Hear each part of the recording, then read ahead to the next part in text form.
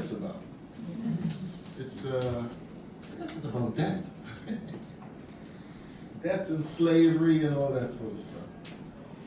And magic. Elbows of the Land for Gillen King. Radix. Aluata Makonelli. In green mountains, in mountains where the river wide and mighty like the sea. We stand there, wooden bridge, horizon, she says, Guyana, Guyana right there. Look at the trees. But the trees were simply yokes joined at the cusp of vertical V's. And amidst this beauty, she leaves, returns to the world below.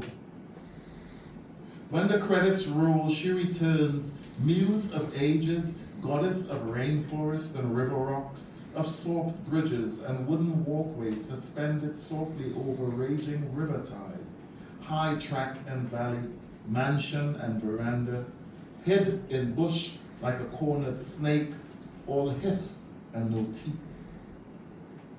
The publisher. Train along the periphery, grass verge and swoop steep falling from town to shining town, jungle elastic, above the hush of treetops.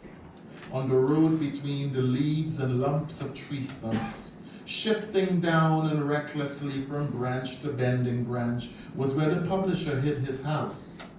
Among the peaks and crevices of the mountain, elbows of the land between each thin vine stretched, and showed me reams of unsold books of poems under his coffee table.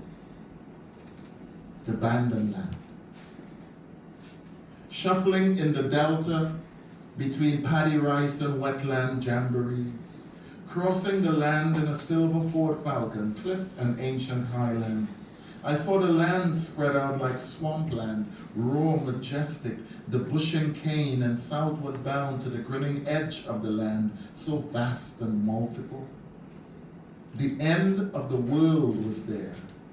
Beyond the pine coves and recessed gullies were cold iron pillars, rust at gateways going down south, ghost road to the rim.